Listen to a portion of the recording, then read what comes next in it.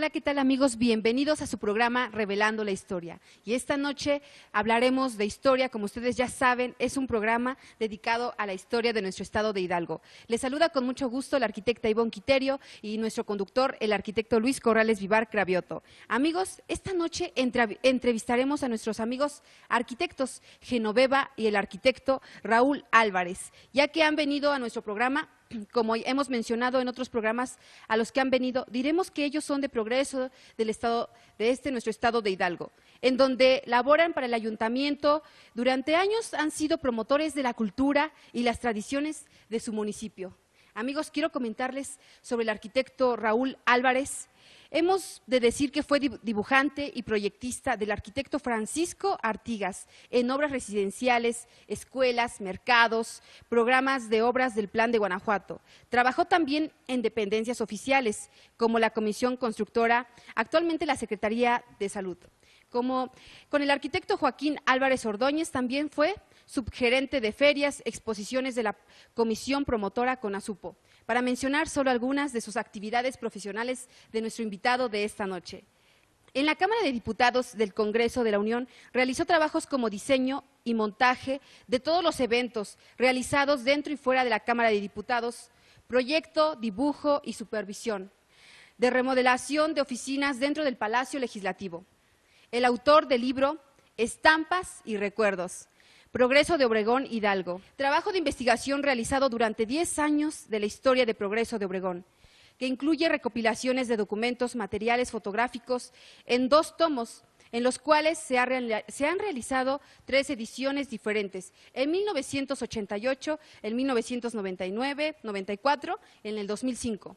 También ahí fue presidente de la Comisión del Bicentenario de la Independencia y Centenario de la Revolución Mexicana. Amigos, también quiero comentarles que el arquitecto Raúl Álvarez es cronista del municipio, nombramiento otorgado el 27 de abril del 2010 por asamblea del Honorable Ayuntamiento Municipal. Amigos, quiero comentarles que la arquitecta Genoveva Álvarez Valencia ha laborado en el Instituto Mexicano de Seguro Social como auxiliar de la Jefatura de Costos y Precios Unitarios. Colaboró también en la ampliación y remodelación de oficinas de Bausch & Lomb en las Lomas de Sotelo, México, Distrito Federal, y en la hipotecaria mexicana. Y ya que su especialidad, amigos, quiero comentarles, es la evaluación de bienes inmuebles. En la empresa Cibatec Consultoría colaboró en la Dirección General de Operación y en Grabco Consultoría y Evaluación trabajó como perito evaluador. Actualmente, ella estudia la licenciatura en Derecho en la Universidad Iberomexicana del Estado de Hidalgo, institución de la cual es cronista. También pertenece al Consejo Hidalguense de la Crónica. Asimismo, es miembro del Instituto Mexicano de Evaluación. Amigos, esta noche vamos a escuchar la entrevista que nuestro conductor, el arquitecto Luis Corrales Vivar Cravioto, versará sobre la ilustre mujer Nelly Campobello, que habiendo nacido en Villa Ocampo, Durango, el 7 de noviembre de 1900, fue escritora, novelista, bailarina, coreógrafa y poeta. Su verdadero nombre fue Francisca Ernestina Moya Luna. Nelly murió el 9 de julio de 1986 en Progreso de Obregón, en el estado de Hidalgo. Aquí vamos a saber cómo fue su vida. Los dejo en compañía de nuestro conductor. Amigos, muy buenas noches, muchas gracias por estar con nosotros en Revelando la Historia. Gracias a la arquitecta Quiterio que nos acaba de presentar el programa. Como ya les he dicho, en este 2015 el programa va a tener algunos cambios de formato. La intención y el tema, que es la historia de nuestro estado, sigue igual. Bien, pues como ya escucharon ustedes a la arquitecta Ivonne, está con nosotros 2 arquitectos, el arquitecto Raúl Álvarez del Castillo o Castillo y la arquitecta Genoveva Álvarez Valencia.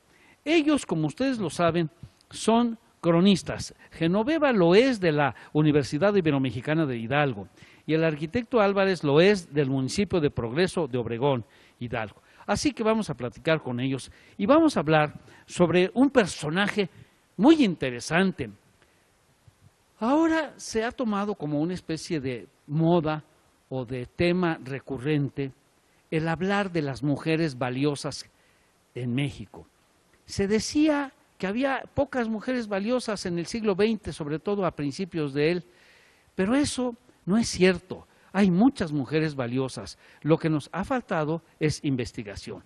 Nosotros en este programa, cada vez que encontramos el tema de una mujer que ha sido valiosa y que tiene que ver con el estado de Hidalgo, procuramos comentarla, difundirla. En el caso de la artista que vamos a tratar hoy, que se llama Nelly Campobello, que es una artista porque fue poeta, porque fue coreógrafo, fue bailadora de danza, de ballet, bueno, fue una persona llena toda su vida de arte. Y, por ejemplo, pues sus coreografías y sus escenarios, pues son famosos porque son verdaderas obras de arte. Nelly Campobello no es hidalguense, nació en Durango, pero vino a morir por azares del destino en el municipio de Progreso de Obregón.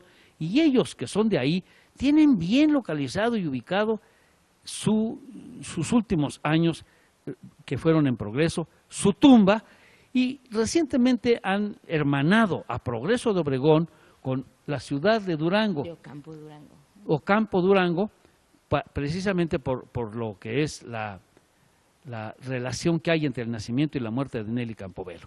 Eso es lo que yo quiero decir para introducir el programa. Ahora yo voy a dejarle a Genoveva que nos conduzca, que nos vaya llevando, que platique conmigo y con su papá, que hable de Nelly Campobello. Bueno, muchísimas gracias por la invitación. Y efectivamente es una mujer multifacética. Independientemente de todo el arte, de pintura, poesía. De hecho, Elena Poniatowska la nombra y la cataloga como la primer novelista de México. O sea, escribió novela histórica. Cartucho es una novela histórica. En uno de sus capítulos narra el juicio sumario de nuestro hidalguense Felipe Ángeles, donde hace una plática con él, donde se le pregunta, o sea, ella comenta de que su madre va con unas amistades a verlo un día antes de que vaya a ser fusilado, y él le dicen de que el traje que llevaba en el juicio, pues que no era digno para él, para el fusilamiento, y él decía, ¿para qué gastan? O sea, con esto yo puedo morir, y todavía les dice que se tomó ya su café. Entonces, ese tipo de anécdotas las va sumando, más aparte con su lenguaje que le caracterizó mucho a ella. Elena Poniatowska decía, es abrupta, es directa, cuando realmente en lo que es tiempo de la Revolución, la novela era un tanto, y más la histórica, un tanto tranquila, romántica. Exactamente. Pertenecía al género del romanticismo que veníamos acarreando desde el siglo XIX. Una novela, digamos, bucólica, como le dicen los poetas, o sea, triste, noble, azul. Pero no, en la Revolución Mexicana, con Nelly Campobello y otros autores de la Revolución Mexicana, como Martín Luis Guzmán y como, ahorita me recuerdo de otro, bueno, tiene que ser dinámica, tiene que ser abrupta, tiene que ser dura, porque la Revolución Mexicana no fue un juego de niños, fue una cosa violenta y dramática. Y parece que Nelly Campobello, aunque fuera mujer, fue muy contundente. Yo traigo aquí en mi iPad una fracción mínima de un pedazo de la novela de Cartucho, que les voy a leer para que se den cuenta qué lenguaje usaba la mujer. Era una gran escritora, es una escritora que está alineada con todos los demás, ¿no? Sí, no, independientemente de Cartucho, por ejemplo, tomaba también frases, pasajes de su vida, la de Manos de Mamá. Esa es muy linda. Esa es una obra dedicada a su hijo. Es autobiográfica, Sí, ¿verdad? sí, es una obra dedicada a su hijo. Ella tiene un hijo y fallece a los 3 años. Entonces, eso la marca a ello. De hecho, ella nunca se casó. Ella ya no volvió a tener familia, entonces se dedicó a su arte. Entonces, más aparte que ella en su adolescencia, a los 16, 18 años, vive en Parral, Chihuahua, cuando se detona todo lo que es el movimiento de revolución. Entonces, para esa edad, esos ojos infantiles, todo lo que veían, pues es algo que le afectó. Ella le sorprendía, y de hecho lo menciona en Cartucho, le sorprende mucho de lo que nos comentábamos, ¿no? También de los mexicanos peleando contra mexicanos, porque no teníamos una invasión extranjera. Eso es algo que a ella le impactó en su adolescencia, le impactó en su infancia, de mexicanos peleando contra mexicanos. Guerra civil. Exactamente. Y eso es lo que marca un poquito el ser tan objetiva y tan concreta en su señalamiento histórico, ¿no? De hecho, Geno, las guerras civiles son terribles. Dicen que son las guerras más cruentas, o sea, donde se cometen más crueldades. Por ejemplo, la guerra civil de los Estados Unidos en el siglo XVIII, la guerra civil que fue la Revolución Mexicana, la guerra civil española en los años 30 del siglo XX y la propia Revolución Rusa, porque también fue una guerra civil. Son muy crueles. Parece que se matan con más saña entre hermanos que entre enemigos. Yo creo que eso, el corazón sensible de Nelly lo registraba y lo debe haber dejado escrito en sus novelas. Claro, o sea, y los invito a que den una lectura un poco Manos de Mamá y Cartucho, que son dos estilos completamente diferentes de una misma autora. Nelly Campobello. De Nelly Campobello. Ahorita pasaríamos después del corto que haremos con el arquitecto. Nada más quiero como terminar diciendo, ¿de dónde le nace a ustedes dos ese afecto, esa admiración por Nelly Campobello? Ok, eso se lo dejo aquí a mi señor padre, que es el cronista del municipio de Progreso de Obregón, para que nos relate cómo nos conectamos con el tema de la gran dama Nelly Campobello.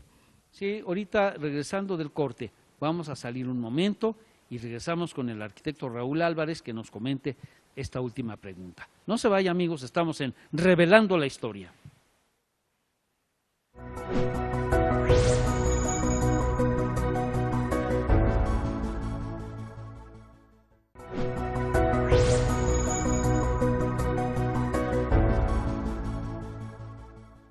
De regreso en Revelando la Historia, escuchamos al arquitecto Raúl Álvarez Castillo. Estimado arquitecto, muchísimas gracias, como siempre, muy amable. Estimado auditorio, televidentes, aquí lo importante para nosotros, para tener esta conexión, fue precisamente a través de la crónica.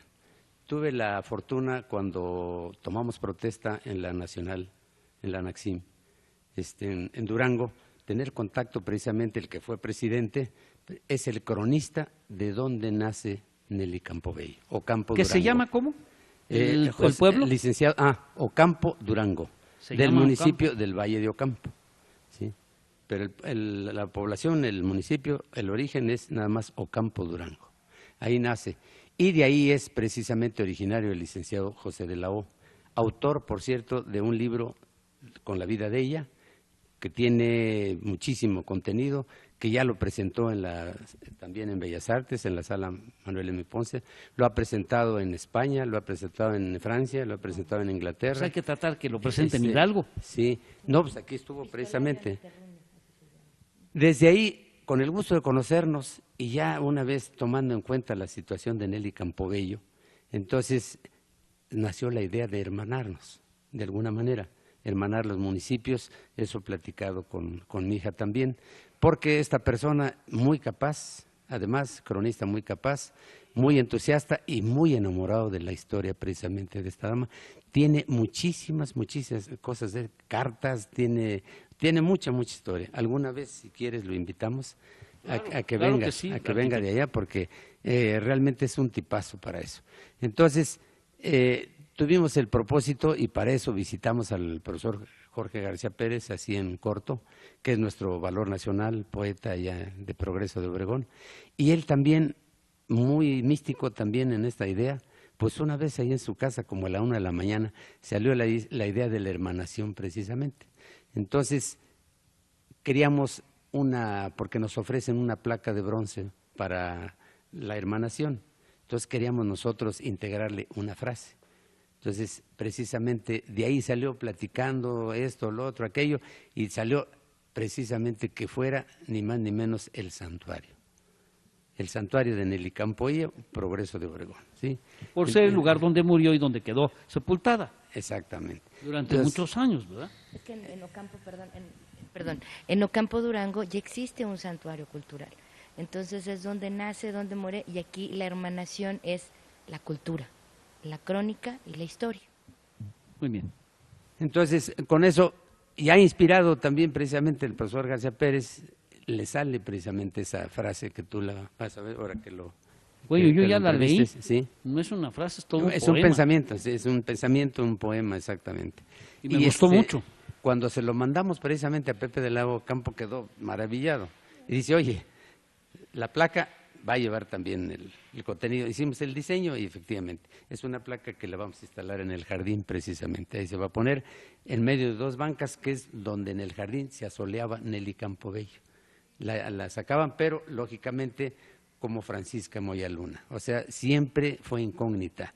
Nunca la familia que la tuvo ahí atendiendo, por no decirte secuestrada, nunca dijo que era Nelly Campobello. Siempre era la abuelita Paca. Arquitecto, ese es un tema un poco difícil, pero tenemos que tratarlo porque la gente va a querer saber.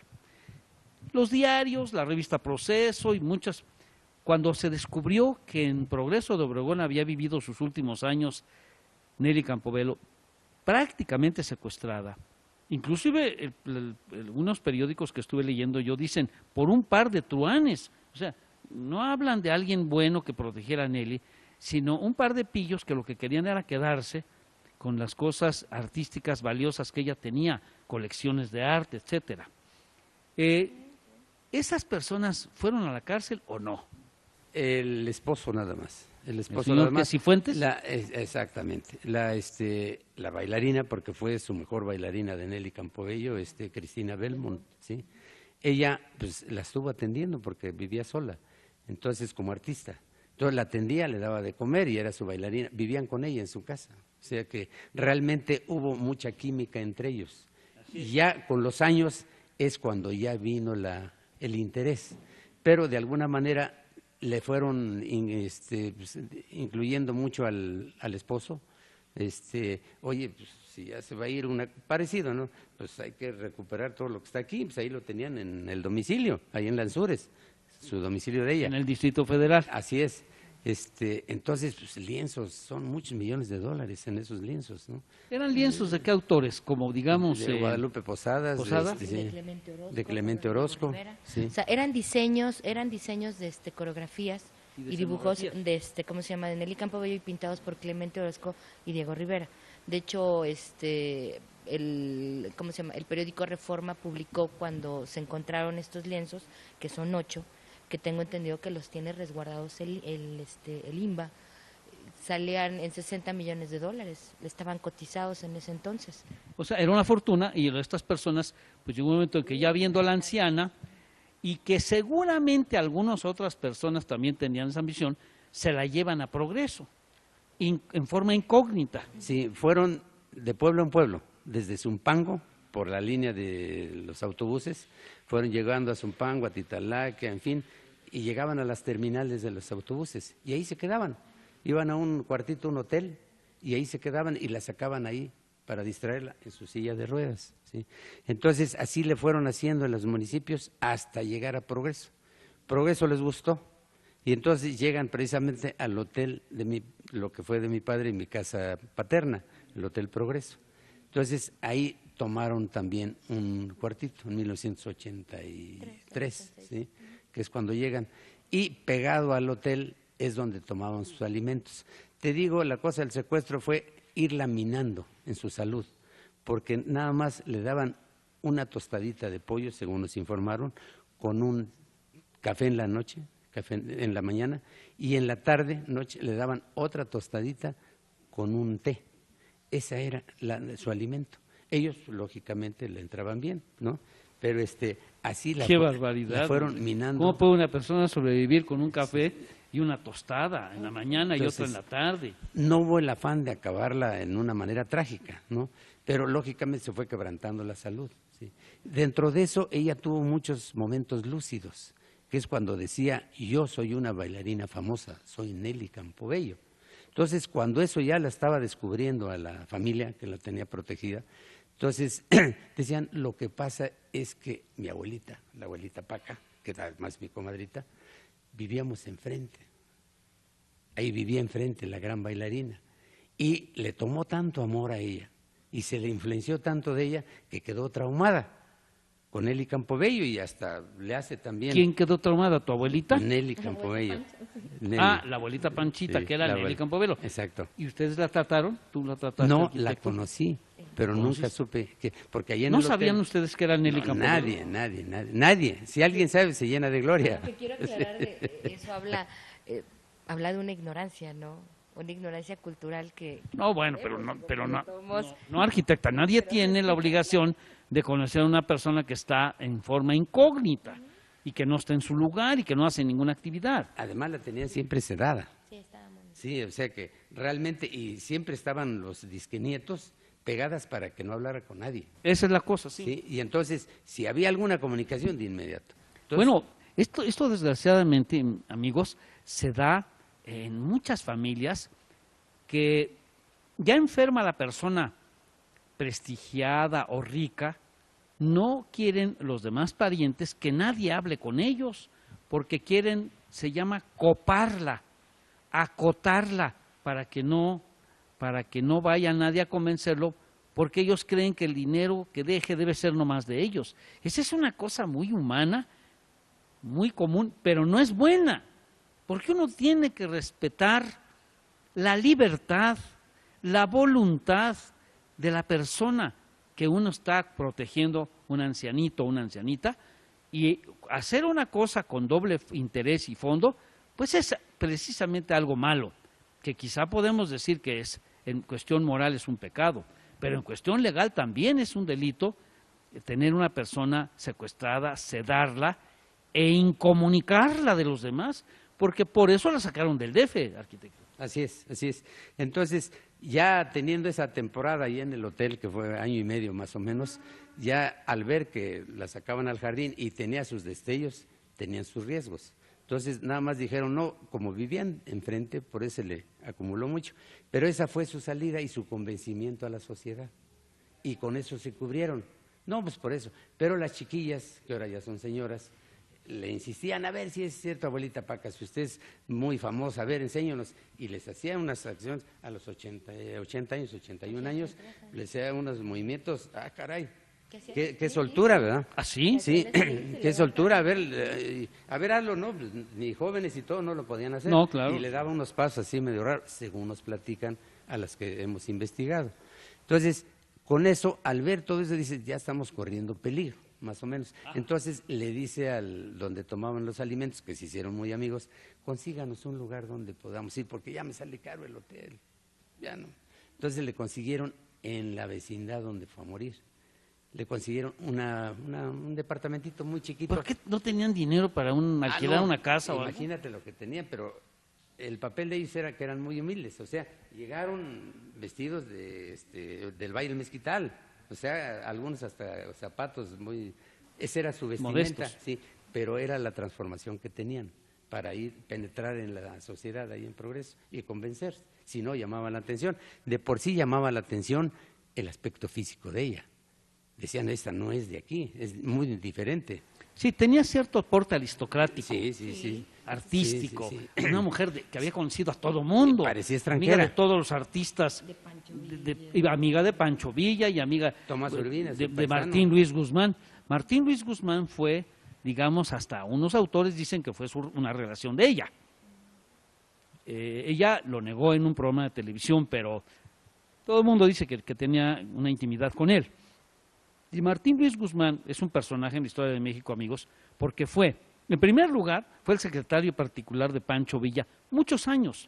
Él escribió un excelente libro, muy grueso, más de 800 páginas, que se llama Memorias de Pancho Villa, y que es el libro en donde yo aprendí a conocer la personalidad de Pancho Villa, porque además es un libro muy entretenido, no crean ustedes que aburre. Es un libro que le da a uno gozo meses, porque es grande y lo va uno leyendo poco a poco.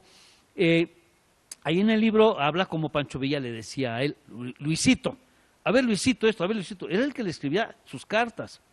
Pero después de eso, Martín Luis Guzmán fue autor de unas novelas clásicas de la Revolución como El Águila y la Serpiente, y como el otro es el que se refiere a la matanza de Huitzilac. Ahorita me acuerdo del nombre de esta novela, La sombra del caudillo. Se trata de Obregón precisamente. Bueno, amigos, me llaman a un corte. Este es Martín Luis Guzmán. Después, muchos años, fue director de la revista Tiempo, una revista muy famosa en el DF y en el mundo cultural y político. ese era el que era pareja de Nelly Campobello. O sea, ella era una gente que se había rodeado con lo mejor del país en materia intelectual y cultural. Bueno, regresamos porque ya mi productor Zamora Tallabs me dice, arquitecto, por favor, no se pase. Ahorita venimos, amigos, no nos dejen.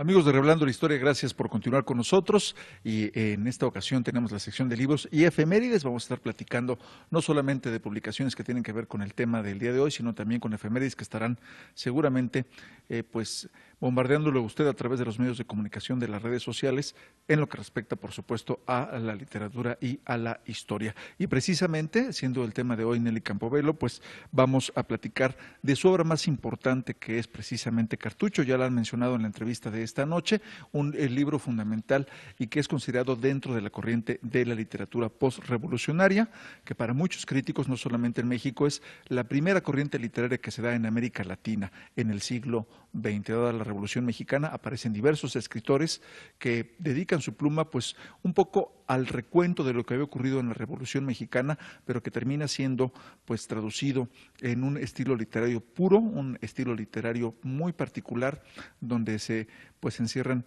diversas novelas y que seguramente usted habrá leído, por ejemplo, Los Debajo de Mariano Sola está también dentro de esta corriente, y otros autores como Martín Guzmán y otros que pues estuvieron tratando de hacer memoria de sus vivencias en la Revolución Mexicana. Pero precisamente es Nelly Campobello quien en 1923 llega a la Ciudad de México junto con algunos miembros de su familia, donde continuaba sus estudios en ese momento de danza clásica. Ahí su hermana Gloria Campobello también funda junto con ella la primera escuela formal de danza en México. Estamos hablando del año de 1932. Entre los años de 1937 y 1933, pues están metidas en esta actividad de la danza, y es precisamente en esta escuela que formó parte de la Secretaría de Educación Pública que se creó en 1921, donde se manifiesta, donde se hace manifiesto pues el espíritu del gobierno mexicano por llevar la educación gratuita, y este espíritu, que es precisamente un espíritu postrevolucionario, es lo que hace que Nelly Campobello vuelque los ojos precisamente a la gesta de principios del siglo XX, junto con Martín Luis Guzmán, decíamos, pues empieza un recorrido por sus memorias y empieza a plasmarlas en el papel y darle forma a la novela Cartucho, que tendría una nueva edición, una edición de 1940, y además de otros dos escritos que tenían que ver precisamente con el tema revolucionario. Apuntes sobre la vida militar de Francisco Villa, que apareció también en forma de libro en 1940, y Ritmos Indígenas, que apareció a finales de ese mismo año, y que estaba en coautoría precisamente con su hermana Gloria, con quien decíamos no solamente tenían danzas que tenían que ver con la danza, sino también con su trabajo en la literatura. Precisamente este libro de Cartucho ha tenido diversas reediciones. Una de las más recientes fue en el año 2000 por la editorial Era, y que además cuenta con un prólogo y una cronología de hechos de la vida de Nelly, hecha por Jorge Aguilar. Precisamente Jorge Aguilar Mora dice en el prólogo de este libro que Nelly Campobello fue una escritora memorable por varias razones. Primero, por su valor testimonial, su refinadísima percepción artística y su extraña mirada autobiográfica. La propia familia, con la madre al frente, fue víctima y testigo del villismo allá en Parral, y a través de medio centenar de cuentos breves, algunos entre los más singulares de su lengua, Cartucho saca a la narrativa de la Revolución Mexicana de la demagogia populista y de la retórica disque republicana. Lo saca del heroísmo pretoriano y hace suya una voz que elige uno de los artificios literarios más difíciles de lograr, la impostación verosímil de una guerra civil como fue la Revolución Mexicana, particularmente el episodio villista que ocurrió en Chihuahua entre los años de 1916 y 1920, desde un punto de vista infantil. Quien narra en Cartucho es, decíamos, una infanta, y que pues hace un testimonio muy verídico, muy sentido, muy crudo de lo que ocurre en la Revolución Mexicana. Los hilos de su vida los tenía el centinela dentro de sus ojos, en sus manos mugrosas, tibias de alimento, un rifle con 5 cartuchos mohosos, se lee en la novela.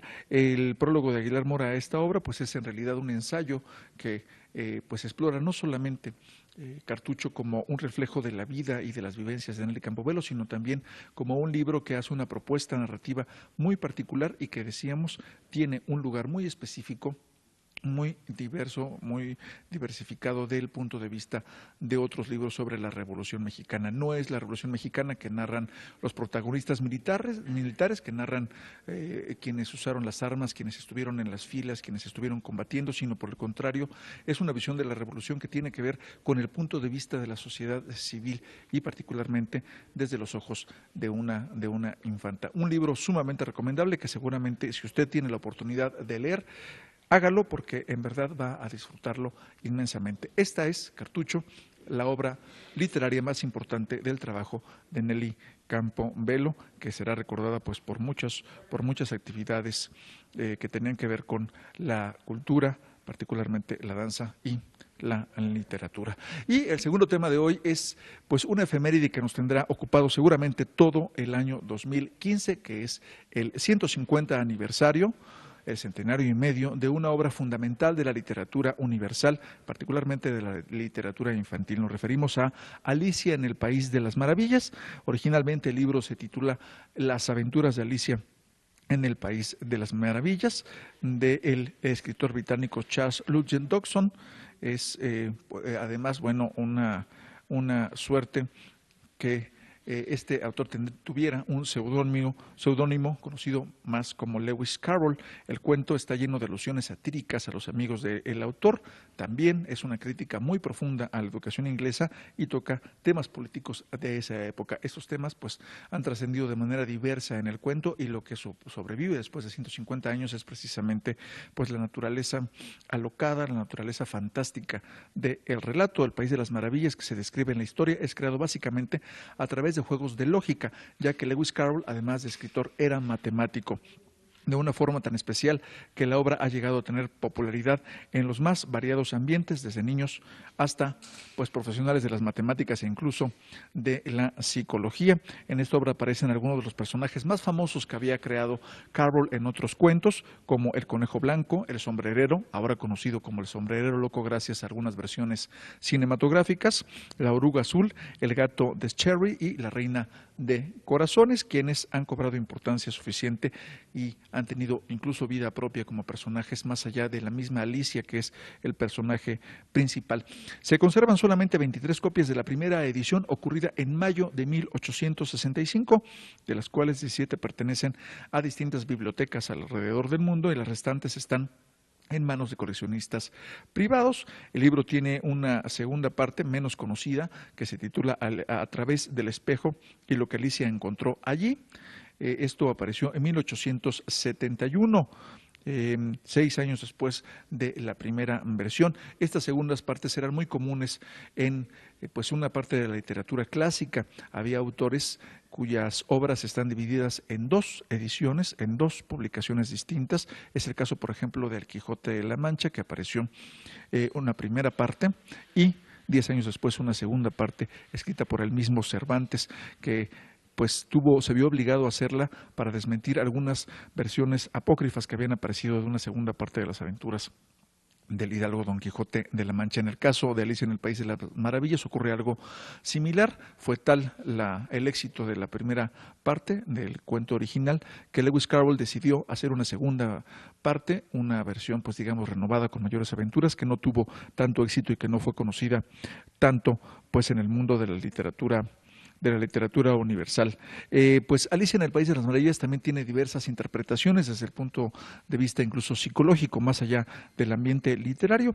Ahí, bueno, pues se articulan diversos puntos de vista y diversas actitudes humanas que merecen la pena ser analizadas. El cuento de Lewis Carroll está lleno de alusiones, por ejemplo, decíamos a la educación, pero también a la mezcla de realidad y de fantasía que ha influido pues no solamente a otros escritores, sino también a músicos, a cineastas y a científicos. Ahí se habla, por ejemplo, de la caída angustiosa, el deceso de Alicia en la madriguera, que parece no tener fin. Recuerda un poco la pesadilla tan recurrente que muchas personas dicen tener cuando sienten la angustia de caer al vacío. Carroll usa esa imagen para describir la entrada a el subconsciente, la entrada a lo desconocido, la entrada a lo fantástico. Otro elemento muy humano que se desarrolla en la psicología de Alicia en el País de las Maravillas es, por ejemplo, las prisas.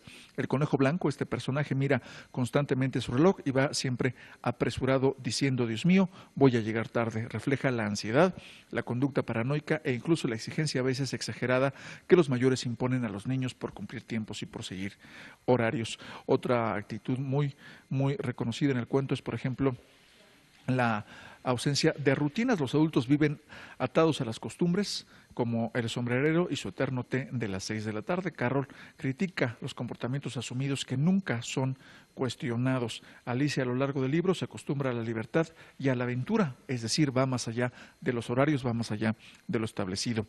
También se habla, por ejemplo, de números. La condición que tenía Lewis Carroll, el autor de Matemático, pues está reflejado precisamente en la obra, en la teoría de los números y en la lógica. En el capítulo 5 de esta obra, la paloma dice a las niñas pequeñas que son un tipo de serpientes, ya que los dos comen huevo. Esta deducción alude al cambio de variables matemáticas según algunos expertos. Se habla también de la crisis de identidad que sufre, por ejemplo, el personaje de la oruga azul, que usa siempre una lógica irracional. En ella están presentes siempre las dudas y la paciencia como madre de la ciencia. También se habla de la vitalidad a través de el gato que aparece y desaparece.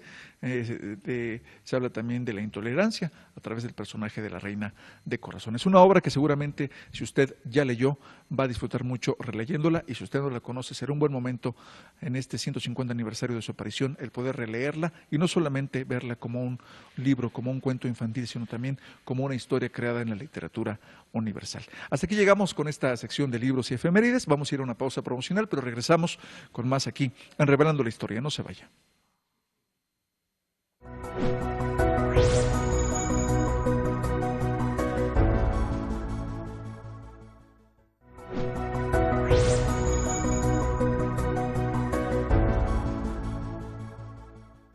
Muchas gracias, amigos, porque no se fueron. Quédense con nosotros en la parte final de este programa. Como ustedes saben, interrumpimos estos bloques de Nelly Campobello con la intervención del licenciado Abraham Chinchillas, que ya tiene en el programa Revelando todo un bloque, como lo acaban ustedes de escuchar. Y esta parte que van ustedes a escuchar con nosotros ahorita es la parte final del programa Revelando la Historia. Amigos, voy a volver a ceder los micrófonos a Genoveva y a Raúl Álvarez, que están platicando. Yo quiero preguntarles nada más, ¿cómo fue que murió? Si la enterraron sabiendo quién era o cómo se descubrió. Cuéntenos casi que el desenlace. Yo mientras voy a buscar aquí en mi tableta dos cosas. Un fragmento de la novela de Nelly Campobello para que vean cómo escribía. Son 5 renglones, 10. Y no sé si tengamos por aquí las palabras que escribió el poeta Jorge Antonio García Pérez, para ver si las podemos dar a conocer con ustedes. Bien, arquitecta, entonces, ¿cómo fue la parte final? La parte final, bueno, realmente así como su vida fue incógnita, o sea, su vida pública en Progreso llevó el nombre de Francisca Moya Luna, pues realmente nadie se enteró de su fallecimiento. El señor Teodoro González, que es Teodomiro del Panteonero de Progreso de Obregón, comenta en los 20 años que él atendió ese panteón y estuvo ahora sí que vigilante de lo que es el panteón. Él recuerda que el sepelio más triste de la historia de ese tiempo es el de ella. Nada más 4 personas asistieron. El féretro y 4 personas asistieron. Aquí lo triste es de que 12 años después, por una investigación de derechos humanos del Distrito Federal, encuentran sus restos en Progreso de Obregón y exhuman y exhuman y hacen su investigación y ahí ratifican que sí eran los restos de Nelly Campobello. Entonces, realmente ella pudo ser reconocida 12 años después de su fallecimiento en Progreso Obregón. Y ya una vez exhumados los restos, se mandan y se envían a Ocampo, Durango, donde hoy en día tienen un santuario precioso, donde ahí se resguarda mucho de su legado que deja ella, y la intención de esto precisamente es generar un corredor cultural en Progreso Obregón para que se pueda hermanar culturalmente con ese santuario de Ocampo, Durango, que hoy en día ya la primera fase ya la pasamos, ya nos reconocimos como sociedades culturales. Ahora hay que generar un vínculo para que podamos seguir trabajando sobre esa parte de la construcción de cultura. ¿Cuál es la intención? Queremos becas para nuestros estudiantes. Queremos becas en el extranjero. Existen escuelas en diferentes países, en Rusia, en Francia, en Italia, que llevan nombre Nelly Campobello, con un reconocimiento. Queremos becas para nuestros progresenses, hoy en día para nuestros hermanos ya ocampenses, para que se puedan ir a estudiar allá nuestros jóvenes. Ahí también Ocampo Durango tiene la entrega de una medalla, que es una medalla a la historia, a la cultura, Nelly Campobello, y una vez entrado ya en una hermanación ya ahora es que constituida jurídicamente, ellos ofrecen venir a entregar también la medalla aquí a progresenses, o sea, un año y un año. Una medalla que para ellos es no solamente para Ocampo, es una medalla de Durango. Entonces, hermanarlo también por ellos. Ese es un proyecto grande, es muy ambicioso, no es pequeño, pero es con la pasión de mucha gente que nos mueve la historia, la cultura, la crónica, pero sobre todo buscamos muchos espacios para esos jóvenes y esos niños que necesitan una identidad y que conozcan también nuestra historia y que tengan un amor a su terruño, como diría su libro de Pepe de Lau, Epistolario a mi terruño, a Nelly Campobello. Bueno, eso nos genera un proyecto también, precisamente que ya lo hicimos, para empezar el proyecto de la Casa de la Cultura, que no existe en Progreso. Integrarlo a lo que puede ser el corredor cultural Nelly Campobello regional, que involucre cuando menos los 4 municipios, Mixquiahuala, Chilcuautla, Progreso, Tepatepec, ¿sí? Y que sea la cuna precisamente de la cultura regional ahí, ¿sí? Conaculta nos ofrece apoyo también, y queremos hacer ese rescate histórico de lo que fue el ferrocarril del desagüe de Bahía en México, que el sábado 8 de noviembre llega Álvaro Obregón a inaugurar a Progreso, de 1924, ¿sí? Entonces queremos cerrar ese ciclo y abrir el otro con el corredor cultural Nelly Campobello, y precisamente este personaje, pues difundirlo, promoverlo, y que sea precisamente el santuario cultural de Progreso. Esa es la idea, arquitecto. Ya después te doy en detalle todo el proyecto. Miren, amigos, dice aquí, en 1984, a sus 84 años de edad, porque había nacido en 1900, de manera súbita desapareció de los lugares que frecuentaba. Estoy hablando de Nelly Campobello, por supuesto, así como sus pertenencias y valiosas pinturas de Diego Rivera y de José Clemente Orozco. En 1998, 14 años después, la Comisión de Derechos Humanos del Distrito Federal investigó y descubrió que Nelly había muerto el 9 de julio de 1986 en Progreso de Obregón y que había sido enterrada en el cementerio de esta población en Hidalgo. Se supone que fue secuestrada por Claudio Fuentes Figueroa y/o Claudio Niños y Fuentes, y por su esposa también, de él, María Cristina Belmont. Afortunadamente, muchas de sus coreografías de danzas indígenas fueron rescatadas. Sus restos fueron trasladados a Durango en 1999 y fue una de las pocas mujeres que participaron centralmente de los grupos intelectuales de México, habiendo sido muy amiga del maravilloso español poeta Federico García Lorca y de Langston Hughes, a quien le tradujo sus poesías en inglés. Ella fue una fina escritora. Dicen así de ella, dicen, quien narra en Cartucho es una de sus novelas, es una falsa niña y un verdadero monstruo por su visión enternecida y minuciosa de la muerte. está hablando un comentarista. Los capitanes de villa de Doroteo Arango mismo, así como el fusilamiento y los fusilados, se convierten, gracias a Campobello, en el imago de la Revolución Mexicana, tanto como la guillotina y el decapitado lo fueron del terror francés.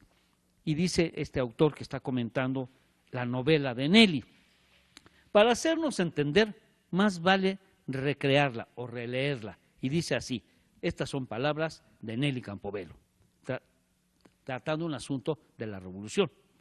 Los hilos de su vida los tenía el centinela dentro de sus ojos. En sus manos mugrosas, tibias de alimento, un rifle con 5 cartuchos mohosos. Estaba parado junto a la piedra grande, norteño, alto, con las mangas del saco cortas, el espíritu en filos cortando la respiración de la noche, se hacía fantasma. No oyó el ruido de los que se arrastraban. Los carrancistas estaban a 2 pasos. Él recibió un balazo en la sien izquierda y murió parado. Ahí quedó tirado junto a la piedra grande, muy derecho, ya sin zapatos, la boca entreabierta, los ojos cerrados. Tenía un gesto nuevo. Era un muerto bonito. Le habían cruzado las manos. Esta es la forma como escribía Nelly Campobello. Y bueno, como ya estamos casi terminando, les voy a leer lo que el poeta Jorge Antonio García Pérez, que es de Progreso, compuso para la placa de Nelly Campobello en Progreso. Dice, bueno, primero dice las cosas oficiales, dice: aquí vivió Nelly Campobello, o Campobello, como quieran, el crepúsculo de su vida, durante los años de 1983 a 1986. Le rinden cálido y eterno homenaje los ayuntamientos de Ocampo, Durango y Progreso de Obregón, Hidalgo. Ahora sí las palabras de Jorge Antonio García Pérez. El viento de un otoño la trajo a nuestra tierra. Te vimos sin saberte bailarina frágil, terrenal escritora.